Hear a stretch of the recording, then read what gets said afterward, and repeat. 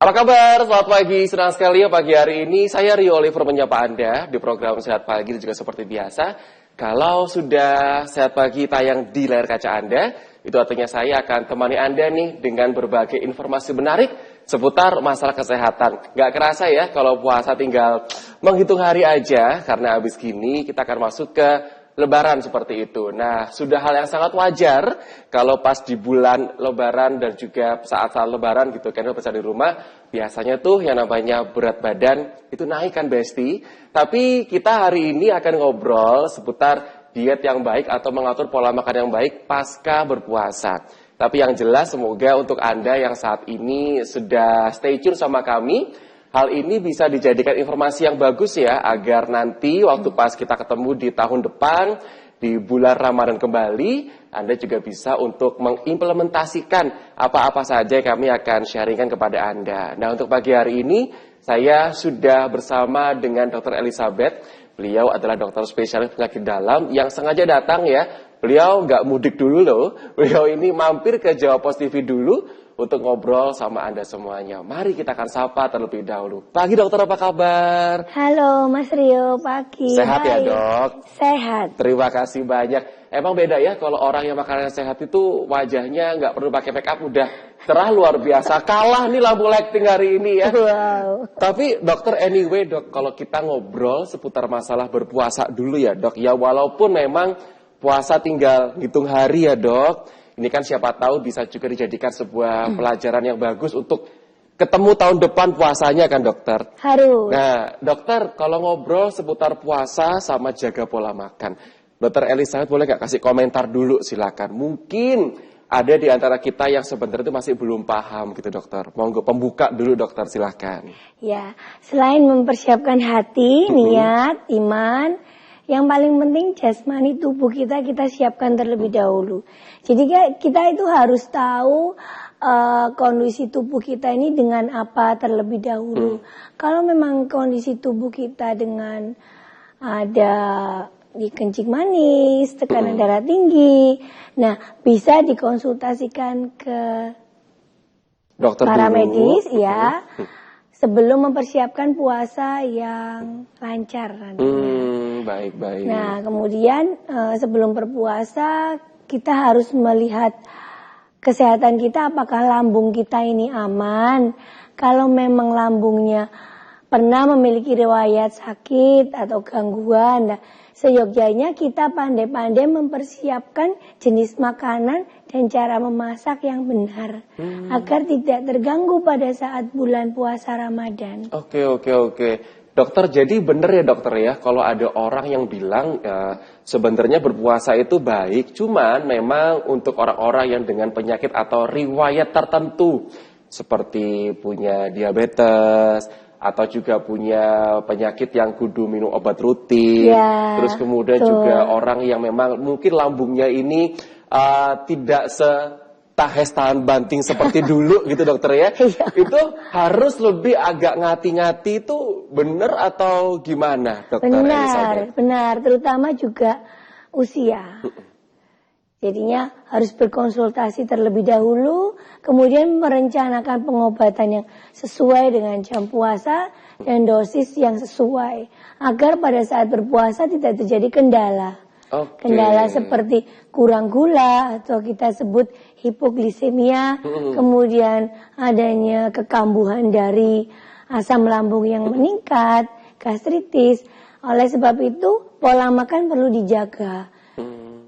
Semisal contohnya jangan memilih makanan yang terlalu berempah atau terlalu spicy, pedas. Agar jangan sampai nanti asam lambungnya itu jadinya bergejolak ya dokter ya. Iya bernyanyi dia nanti. Itu dia. Kan tujuannya kalau kita berpuasa supaya nyaman seharian ya dokter ya. Sampai dari sahur dengan berbuka.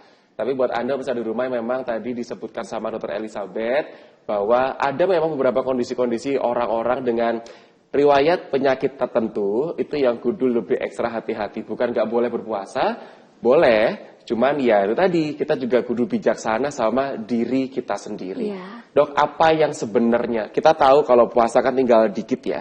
Tapi kan kita tuh pengennya kalau bulan ini tuh mungkin kita masih banyak kekurangannya karena mungkin kita nggak tahu. Oh, saya ini ternyata kudu seperti ini yang tadi Dokter Elizabeth katakan. Kan kita ini mungkin nggak begitu banyak dapat informasi ya dok. Jadi bulan ini tuh kita makannya tetap los. Orang yang punya sakit lambung juga ada bolong-bolongnya puasanya gara-gara salah makan ya kan. Orang dengan penyakit diabetes mungkin juga ada batalnya karena mungkin dia juga nggak bisa untuk kontrol makan makanan yang sebenarnya itu baik dikonsumsi waktu pas sahur sama berbuka. Jadi kan ada bolong-bolongnya dokter. Pengennya tuh tahun depan puasanya jadi lebih berkualitas gitu dokter.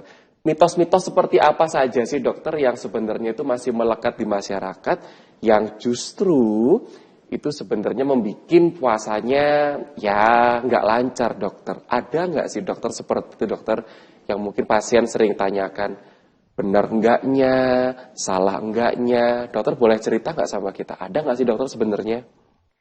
Ya, mitos seperti apa contohnya? Contohnya gini, katanya kalau orang sakit mah itu nggak boleh puasa. Tapi ada yang bilang justru puasa itu baik buat lambung. Nah, iya kan dokter? Bingung kan jadinya gitu. Dokter boleh nggak dijelaskan ini mitos yang benar yang mana? Sebetulnya berpuasa itu baik untuk tubuh kita. Karena di saat berpuasa, tubuh kita itu mengeluarkan suatu zat yang memiliki kemampuan anti kanker. Dan juga akan mengistirahatkan organ-organ enzim pencernaan termasuk pankreas juga. Jadi sebetulnya sehat berpuasa, tetapi berpuasalah sesuai dengan kondisi tubuh dan berpuasalah dengan benar. Gitu. Jadi memang terkadang tuh kalau kita mau dapat hikmah berpuasa ya dengan benar tadi itu ya dokter ya.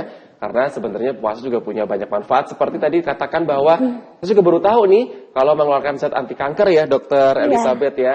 Dengan manfaat yang lain-lainnya juga. Dok, sebelum berpuasa, sebenarnya apa yang harus dikontrol terlebih dahulu?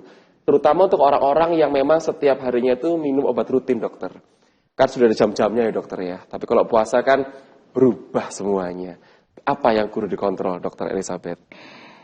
Yang dikontrol adalah niat untuk memilih makanan yang benar, tidak terlalu berlebihan. Kemudian jangan lupa obat-obatannya juga dikontrol. Jamnya kan akan berubah. Porsinya juga. Dan jangan lupa konsultasikan terlebih dahulu agar tidak salah kaprah. Oke, itu dia. Jadi agar nggak salah kaprah ya. Kita akan break terlebih dahulu supaya nanti waktu pas saya ngobrol segmen berikutnya itu saya nggak kepotong ya. Jadi segmen berikutnya saya akan tanyakan sama Dr. Elizabeth. Dok, sebenarnya kalau kita mau merubah pola pengkonsumsian obat tuh kayak gimana sih sebenarnya caranya atau apa yang kudu diperhatikan ya kan. Contoh nih misalkan orang-orang dengan hipertensi itu kan ada obat yang kadang tuh konsumsinya ada yang pagi, ada yang malam hari, beberapa orang juga ada yang siang. Jadi kan memang tiap orang berbeda-beda Dokter Elizabeth ya. Nah ini saya juga akan tanyakan kalau misalkan mau diganti untuk jam-jam untuk minum obatnya gimana caranya atau kasih gambarannya seperti apa ya. Dan kemudian nggak cuma pada saat puasa aja, tapi yang paling penting juga pasca puasa selesai, kita masuk ke momen lebaran. Nah ini, biasanya tuh lebaran ini kan dijadikan kambing hitam ya. Gara-gara aku lebaran sama keluarga, aku malah jadi sakit-sakitan, tensinya malah makin naik, kolesterolnya malah makin naik, dan lain sebagainya. Padahal tuh ada yang bilang kan nggak mungkin gara-gara makan makanan yang paling cuma sehari 2 hari kok tubuh saya jadi berubah gitu ya. Kita akan jeda terlebih dahulu, Anda jangan kemana-mana. Kami akan kembali ya di program Sehat Pagi hanya di Jawa Post TV.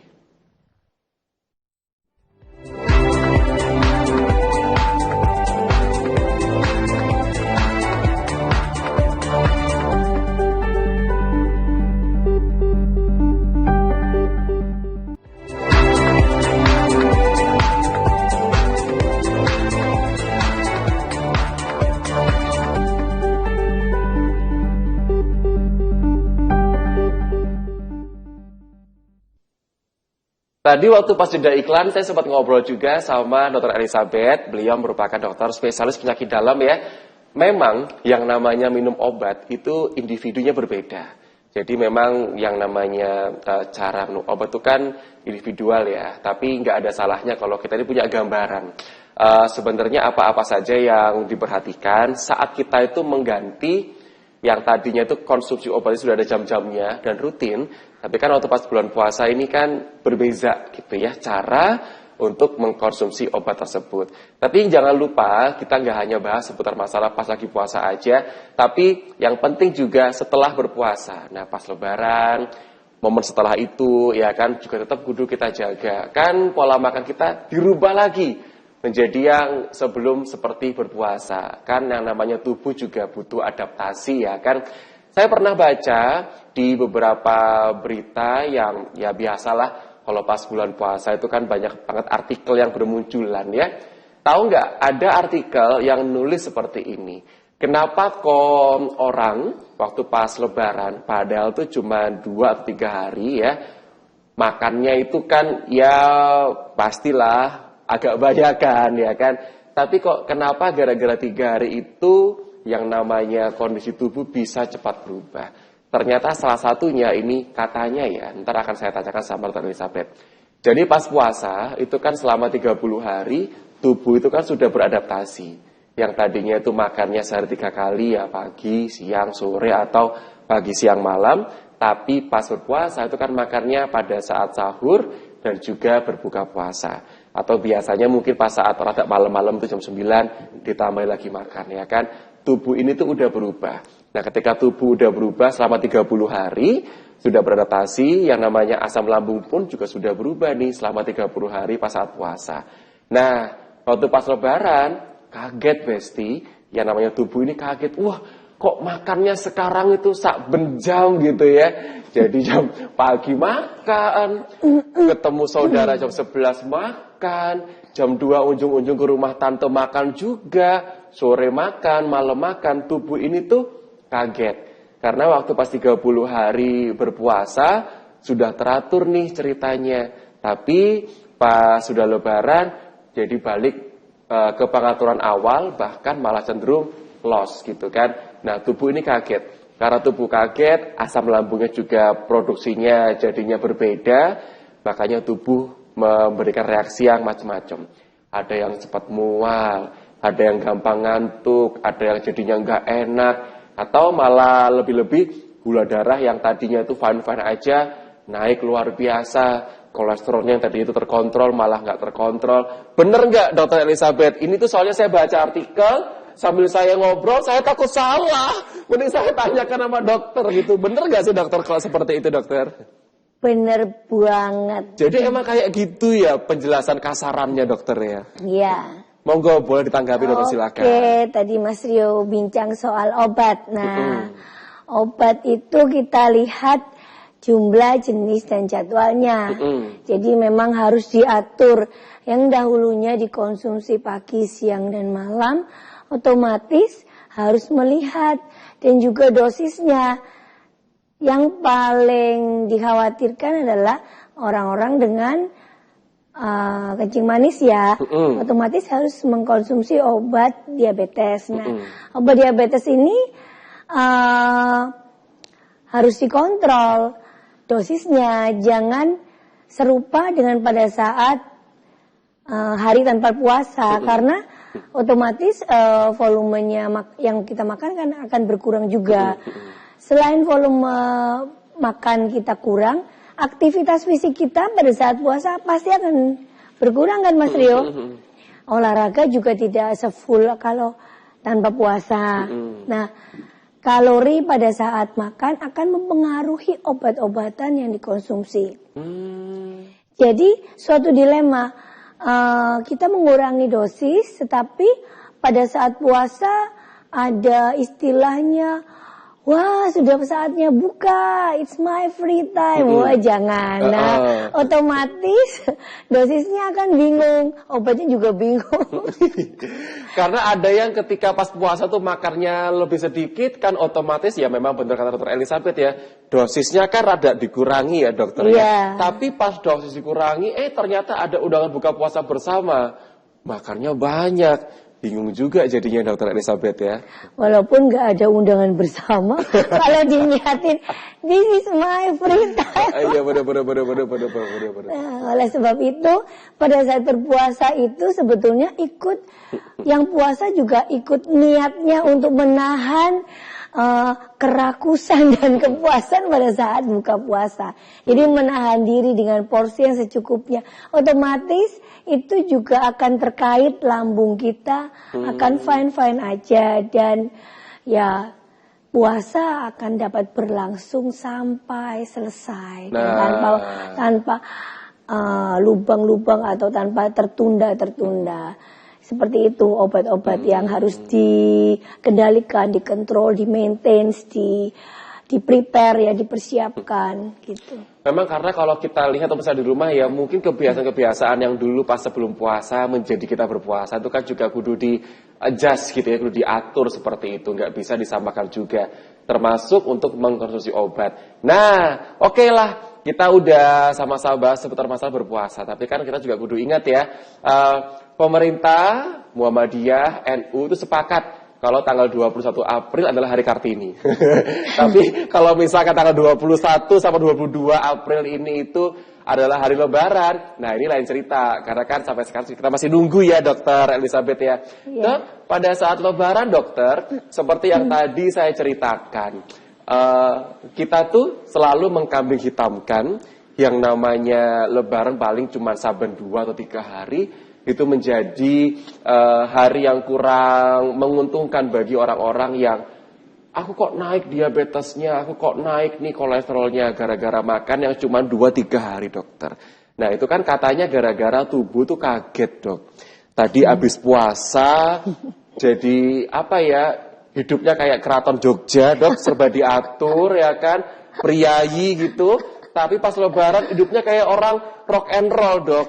Semua dimakan. Juga dilema sih dokter ya. Saya diundang ke rumah dokter Elizabeth, ditawari opor ayam. Mas Rio ayo makan. Enggak dok, saya diet. Ntar kurang ajar. Saya diundang ke teman saya dokter Sukma misalkan. Dia masak-masak, istrinya makan banyak ketupat, lontong sayur. Dokter Sukma mohon maaf saya lagi jaga badan. Nanti beliaunya marah. Badan saya juga nggak saya jaga. Kayak gitu misalkan dokter ya. Itu beneran nggak sih dok, gara-gara pola makan yang berubah dari puasa ke Lebaran jadi kambing hitam? Gimana komentar dokter Elizabeth? Sebetulnya kalau dibilang benar ya benar, kalau memang itu overdosis kita makannya. Tapi kalau kita bisa mengendalikan diri, jadi lagi-lagi persiapan ya kan, segala hal itu kita harus dengan persiapan. Kalau kita sudah ada jadwal, aku akan berkunjung ya ke sini, nah berarti otomatis sebelumnya itu janganlah makan yang terlalu berlebihan. Nah, yang paling penting itu kalau sudah selesai berpuasa sebetulnya ada tips nih. Apa? Ada 5 tips. Nah, yang pertama sarapan. Untuk memulai sarapan, nah kita boleh saja ada yang setelah berpuasa 30 hari ya. Nah itu kita langsung bisa bersarapan. Lambungnya nggak apa-apa, tapi ada yang sarapannya bolehlah kita mulainya siang. Nah, sarapan apa yang dimakan? Sarapan sesudah berpuasa bulan suci Ramadan ini sama pada saat kita berbuka puasa. Makan yang manis supaya tidak beban berat di lambungnya. Yang manis, kurma boleh. Kemudian makanan yang lunak boleh. Itu harus diperhatikan. Memulai sarapan. Nah kemudian yang kedua adalah pilihlah jenis makanan yang sehat. Jenis ya, jadi bahan pokoknya harus sehat. Apa yang sehat? Jangan berlemak, utamakan serat, mineral, vitamin. Nah, kemudian yang ketiga adalah mengolahnya. Mengolahnya jangan asal saya suka. Nah, gorengan, kemudian yang spicy. Wah, aku ini suka loh sambal. I cannot live without lombok. Nah, kemudian yang keempat adalah volumenya. Jangan saya sudah puasa, wah nih, puas hatinya. Sekarang pada saatnya saya meraih kemenangan plus kemenangan untuk makan besar, nah itu jangan ya. Nah, jadi volumenya harus dikontrol, volumenya secukupnya dan memang sesuai dengan kebutuhan masing-masing orang. Kemudian yang kelima adalah air putih. Jangan lupa minum air putih yang cukup dengan badan. Jangan sampai kurang. Nah, terutama pada saat berpuasa juga ya, tentunya. Nah, kemudian yang seperti tadi Mas Rio katakan kunjung, boleh dong, harus bersilaturahmi itu harus. Nah, tetapi di maintain, dikontrol. Saya akan berkunjung, oleh sebab itu saya akan menjaga pola makan saya. Dikit-dikit aja nanti. Seperti gitu, pada saat berpuasa sebelumnya. Jadi mungkin saya tidak makan banyak dulu sekarang karena saya tahu saya akan nanti makan. Nah, pada saat makan, oke, saya cukup segini saja karena nanti saya ada silaturahmi lagi ke rumah saudara yang lain, begitu. Jadi makanya kita tuh kalau misalkan mau makan ya dikit-dikit sesuai dengan jadwal rundown kita ya dokter hari itu ya. Baik. Kita akan jeda dulu, tapi yang paling penting tadi tipsnya oleh dokter Elizabeth, salah satunya adalah sesuaikan kalau pas sarapan itu paling enggak samakan dengan pas Anda berbuka puasa. Jadi ya sarapan dengan yang manis dulu nggak apa-apa, biar lambungnya nggak begitu berat. Tapi kalau saya itu sebenarnya lebih suka sarapan dengan yang keluarga. Karena kalau sarapan yang manis tuh belum tentu mau diajak berkeluarga, dokter. Jadi, betul paham maksudnya nggak dokter? Nggak paham ya dokter ya? Nggak. Iya, beda generasi deh. Ya udahlah, kita akan break dulu, jangan kemana-mana. Kami akan segera kembali.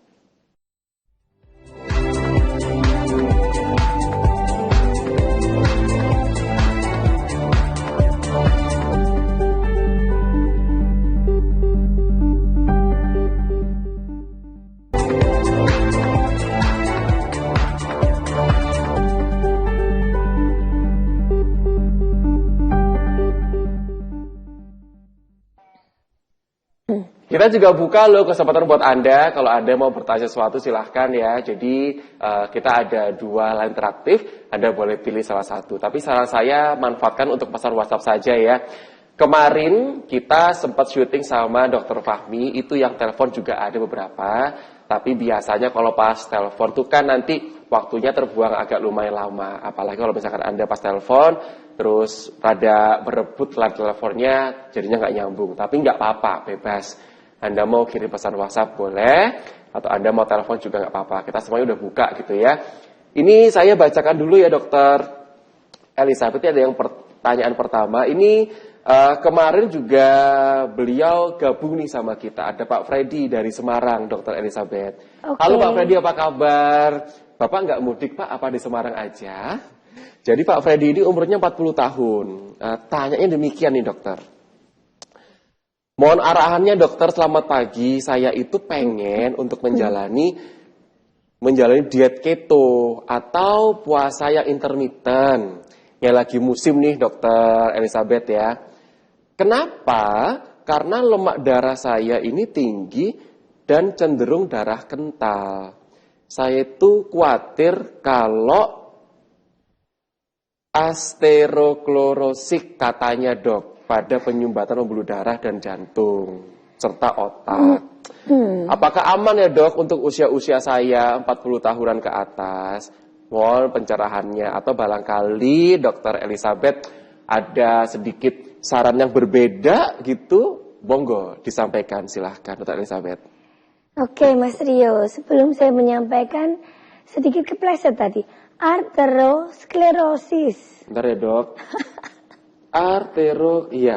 Maaf dok, karena kan saya ini bukan calon dokter ya dok. Lidah saya tuh agak biasa bahasa Thailand. Ini nggak bisa saya dok.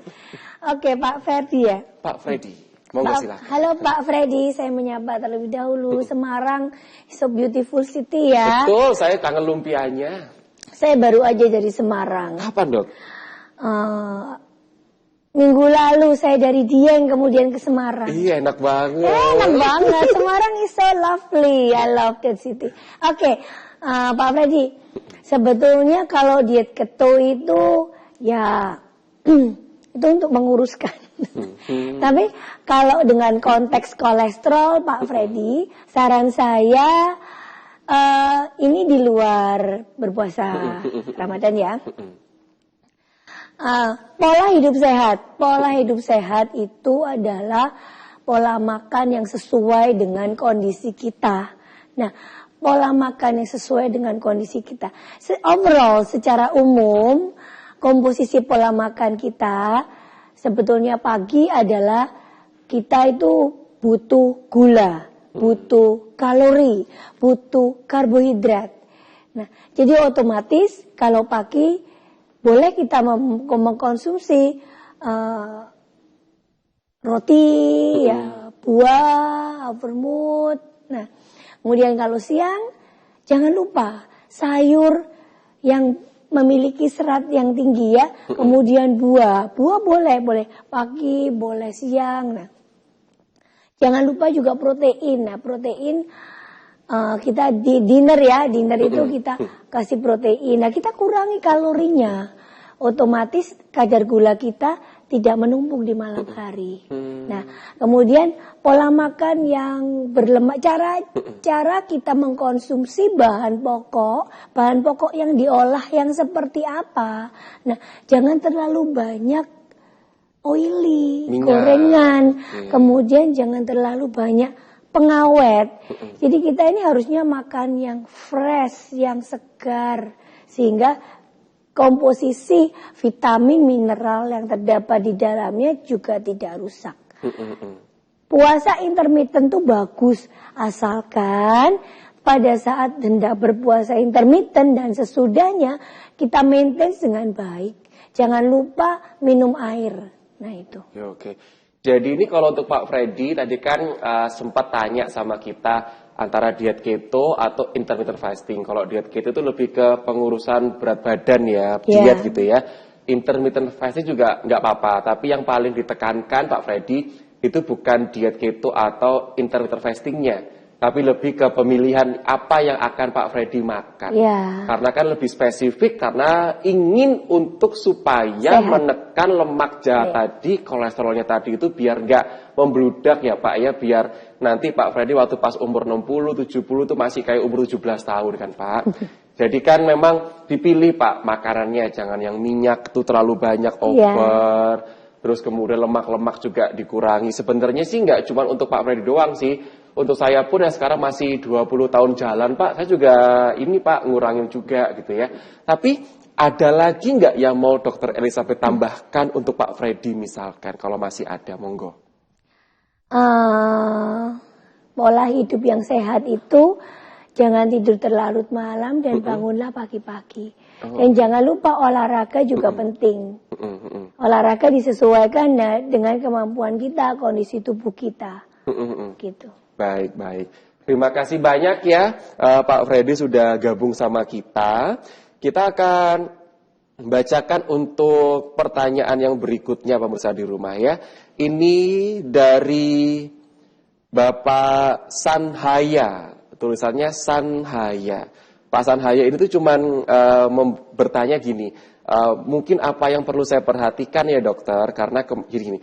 Selamat pagi, apa yang perlu saya perhatikan ya dokter, karena saya kemarin itu barusan cek laboratorium. Nah ini dikasih datanya, mungkin ada tips dari dokter untuk gaya hidup saya. Saya cek laboratorium itu kemarin kolesterol total 264, LDL 189, HDL-nya 52, gula darah puasa 109, gula darah 2 jam puasa 154. Nah, umur saya itu sudah 68 tahun. Di Probolinggo Pak Sanhaya ternyata ya. Di Probolinggo umurnya 68 tahun. Kalau untuk kondisi Pak Sanhaya di usia yang masih muda, 68 tahun, dengan hasil seperti itu, nilai rapotnya gimana, dokter? Asik.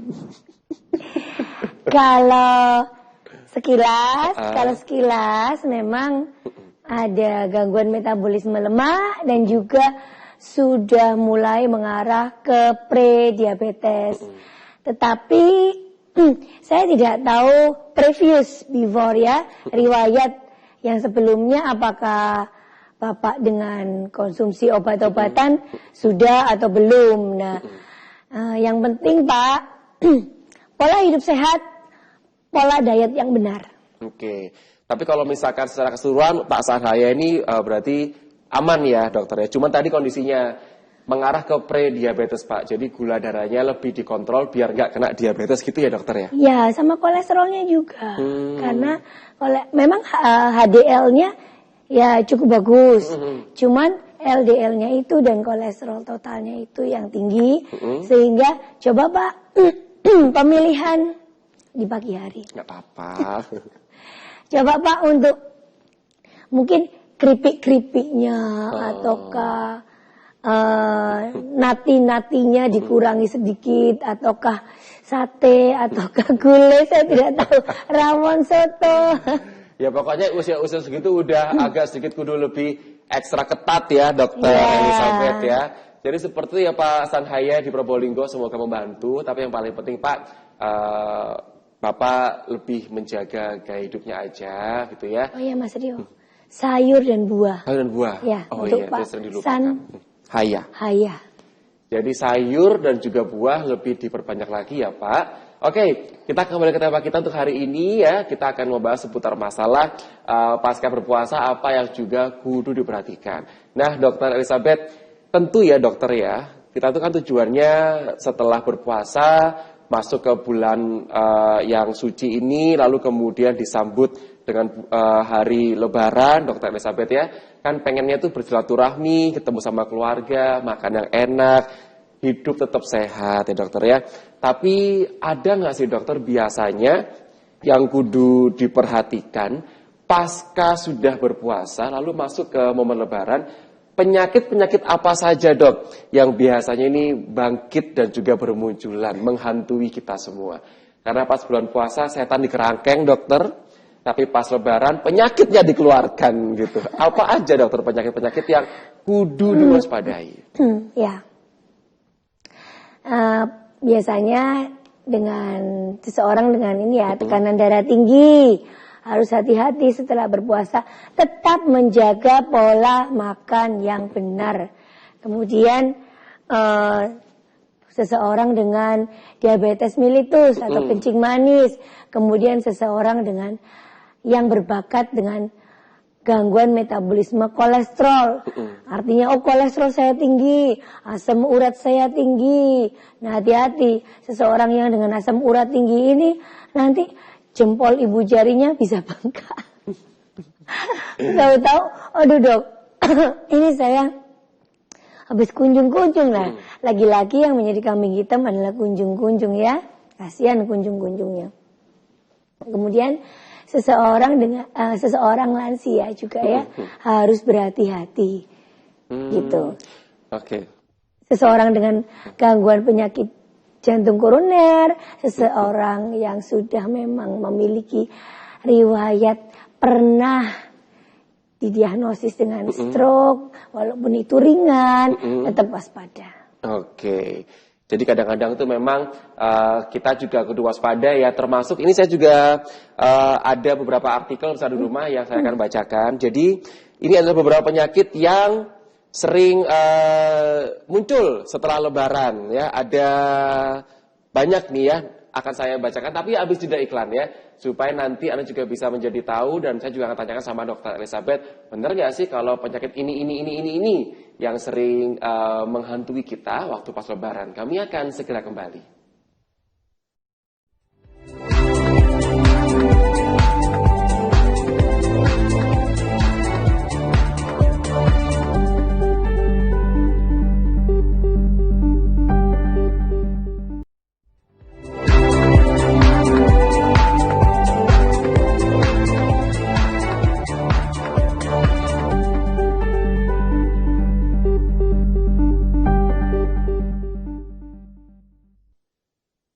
Terima kasih ya, Anda masih bersama dengan kami di program Sehat Pagi. Kami kembali menyapa Anda dan saya akan bacakan ini pertanyaan yang berikutnya dari Ibu Nana yang lama nggak muncul ya. Apa kabar Ibu Nana? Terima kasih banyak sudah hadir lagi sama kita. Udah kayaknya Bu Nana ini tuh kapan ya gabung sama kita gitu ya. Selamat pagi Bu Nana. Bu Nana ini dari Bekasi. Izin bertanya nih Mas Rio juga dokter. Saya kan baru pulang dirawat karena asam lambung. Wah, Bu Nana semoga cepat pulih ya kondisinya sekarang ini. Nah, yang saya mau tanyakan nih Mas Rio juga Bu Dokter. Nanti makanan apa saja yang kudu saya hindari ya pasca berpuasa. Terus kemudian juga nanti kan lebaran pasti ketemu sama saudara-saudara ya dokter ya. Jadi Bu Nana ini habis pulang dirawat karena asam lambungnya lagi bermasalah. Dokter mau kasih tanggapan silahkan, Dokter Elizabeth. Oke, halo Bu Nana yang di Bekasi. Sehat selalu ya Bu. Kalau untuk masalah lambung itu yang pertama tidak boleh banyak pikiran, stresnya diperkecil. Nah, kemudian pola makannya jangan yang spicy, jangan yang susah untuk dicerna oleh lambung kita, yaitu terutama tepung-tepungan ya, jadi dihindari. Kemudian rempah-rempah yang terlalu banyak itu juga bisa membuat lambung kita sakit. Nah, kemudian jangan lupa minum air putih. Jangan minum yang mengiritasi lambung lah, seperti teh kopi itu kan mengiritasi lambung Bu. Nah, kemudian jenis makanan jangan memilih yang gorengan. Kemudian jangan memilih yang kayak yang sekarang ini lagi milenial itu, nah itu boba-boba gitu ya? Iya. Oh, baik. Itu. Air putih aja deh. Jadi sebenarnya sih kalau untuk masalah asam lambung itu lebih ke pemilihan makanan ya Bu Nana. Ya. Tapi dokter mohon izin sebelumnya saya tanya, mitos atau fakta sih dok? Kan yang namanya lebaran pasti makanan yang bersantan tuh banyak ya dokter ya. Itu buat lambung papa atau enggak papa? Papa. Oh, jadi rada-rada harus kudu hati-hati ya dok? Iya.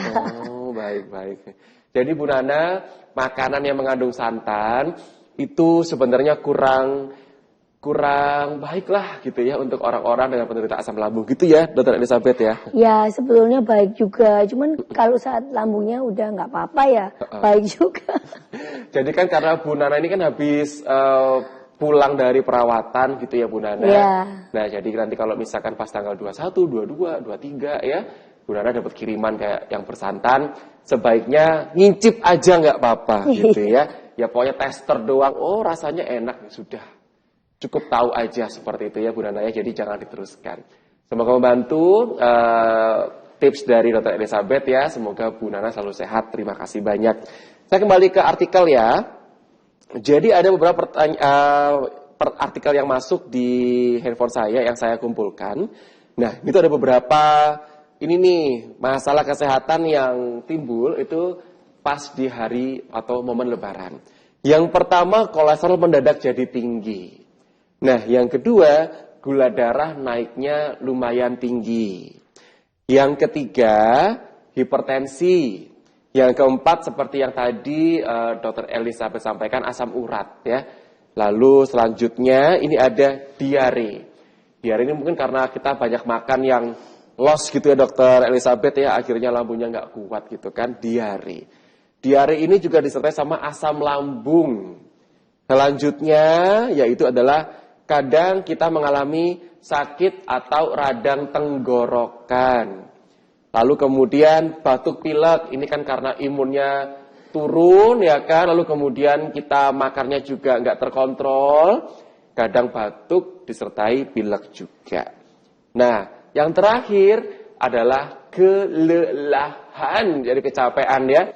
Kita kayak road tour gitu ya ke saudara-saudara, kita habis mudik, tentu kita capek, makannya malah juga nggak sehat, jadinya akhirnya ngumpul juga. Ada komentar Dr. Elizabeth dengan beberapa artikel yang tadi saya bacakan? Benar itu semua.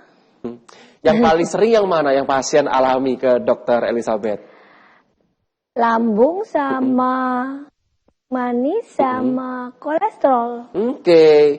Jadi memang sebenarnya itu merupakan sebuah hal-hal yang kudu kita perhatikan juga ya, Dokter Elizabeth ya. Ya, kemudian kalau sudah selesai bulan puasa Ramadan ini, jangan lupa malam makan terakhir, jangan larut-larut malam.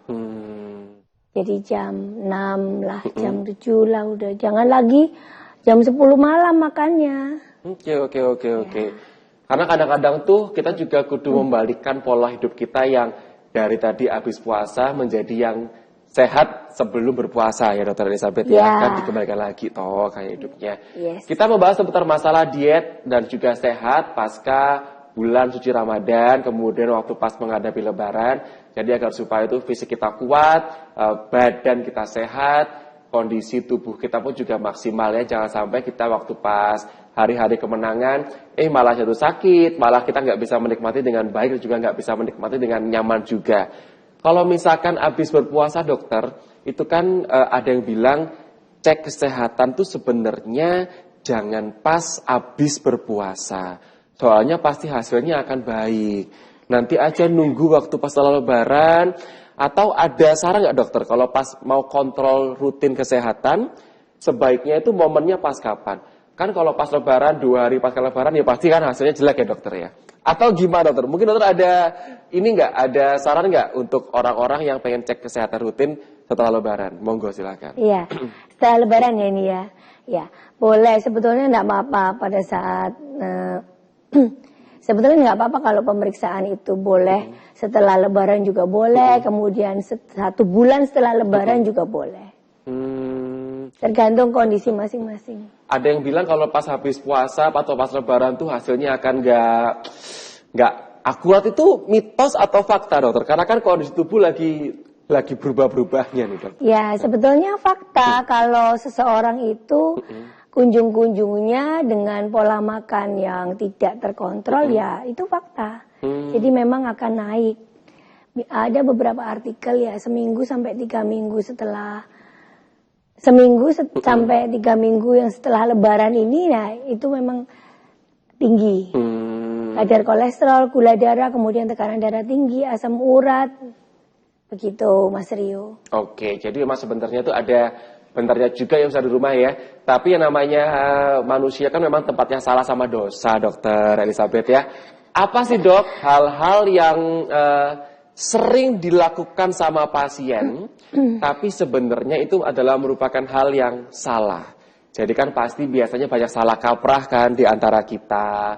Mungkin pasien sering ke Dokter Elizabeth lalu kemudian bercerita, dok saya sudah gini. Terus dokter bilang, loh jangan bu, itu malah salah, itu malah sebenarnya nggak baik. Ada nggak sih dok hal-hal yang demikian supaya kita ini bisa menjadi tahu yang sering kesalahan dilakukan sama pasien itu yang mana? Dokter Elizabeth boleh kasih ceritanya nggak sama kita? Silahkan Dokter Elizabeth.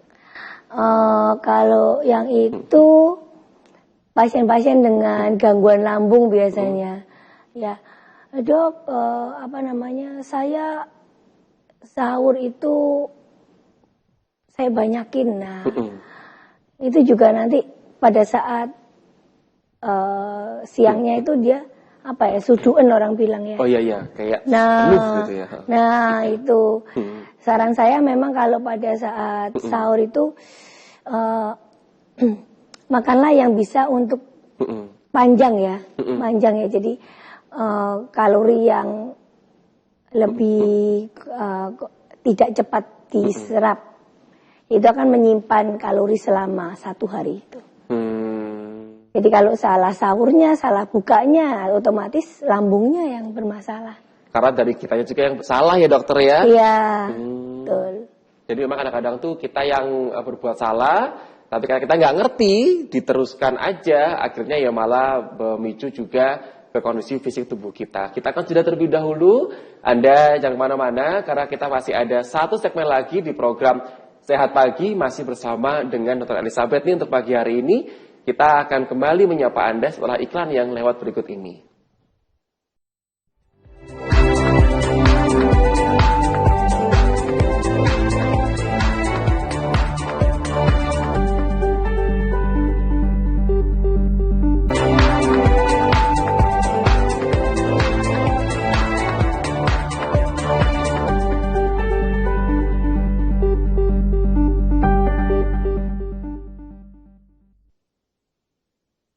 Kita ke pertanyaan terakhir ya. Jadi ini adalah pertanyaan terakhir yang kita baca di segmen yang terakhir ini.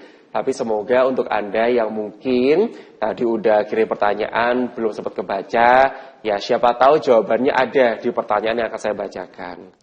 Ini dari Mas Alip ya. Mas Alip ini di Solo ternyata. Halo Mas Alip, apa kabar? Selamat pagi. Selamat pagi dokter, saya mau tanya, beberapa bulan yang lalu kolesterol sama asam urat saya tuh tinggi. Nah kisarannya kolesterolnya tuh 250. Untuk asam urat itu di angka 9. Saya ini sekarang minum obat asam urat dan kolesterol terus.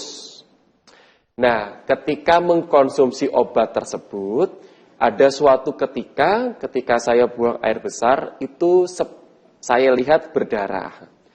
Apakah ada hubungannya dengan obat tersebut atau karena hal yang lain? Lalu yang kedua, sebelum cek ya dok ya, sebelumnya itu saya merasa kesemutan hampir seluruh badan terus-menerus. Apakah itu ada hubungannya dengan kolesterol dan asam urat saya? Monggo dok, yang pertama dulu silahkan. Dari Mas Alip nih. Oke, halo Mas Alip dari Solo. Kayaknya orang Jawa Tengah rajin-rajin ya pagi-pagi. Dari tadi kayaknya mostly Semarang. ya. Untuk yang pertanyaan pertama, tidak ada hubungannya Mas Alif obat dengan adanya berak berdarah. Saran saya Mas Alif coba konsultasikan ke dokter ya.